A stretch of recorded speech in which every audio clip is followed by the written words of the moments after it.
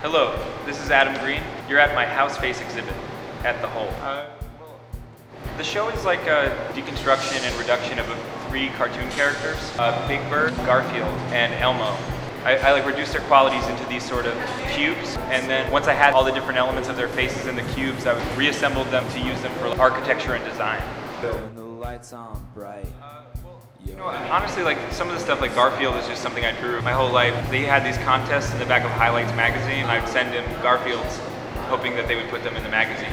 Elmo is something that's actually, I feel like I'm too old for Elmo, but I like it.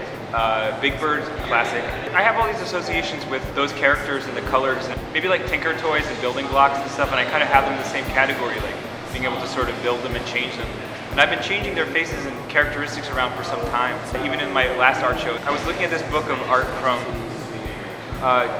James Castle, who's a strange outsider artist who made stuff out of cardboard boxes, and all this stuff was really, really blocky. I started drawing Garfield in the style of James Castle, and it just started to become like, oh, I could just make everything really square. And like, for some reason, it opened up my mind. It seemed really, really like relaxing and kind of cosmic. I started thinking like, oh, this is what people were feeling like when they were making minimalist like expressionism, like Rothko and Mondrian, and like I started just experimenting with that field because I had always enjoyed looking at Mondrian paintings to some degree, but I also felt like they're kind of old-fashioned, and I was looking for like a new way that I could experience enjoying looking at a Mondrian type thing, but with some modern information coupled in there to make it speak to me as how I felt that I was carrying around this sort of sentimental current of the information about these cartoon characters' faces. Like, why am I carrying this stuff with me into my adult life? Like, why do I still feel good when I see these color combinations and these shapes?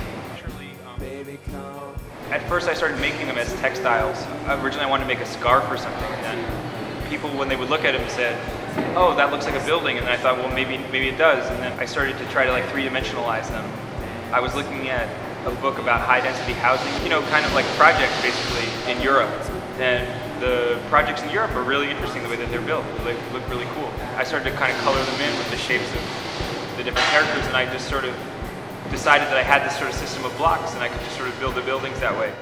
The biggest challenges was making it in the last 6 weeks. It represents 6 weeks of like what I'm doing. Like, I just kind of really identify with that like Lou Reed thing where he's like, my week beats your year. I definitely like try to live by that, you know, so I just feel like, whatever, if you don't like house space, like fuck you. It's like, I'm just gonna do something different in 6 weeks. My favorite, I guess this one because we did yesterday. It's called Mainframe Computer. It was inspired by the movie Hackers. Strokes. Eleanor Roosevelt. Andre Butzer, Frank Auerbach, Frank Stella, all kinds of stuff. I really like George Rouault's paintings. Baby, come dance with me. Baby, come.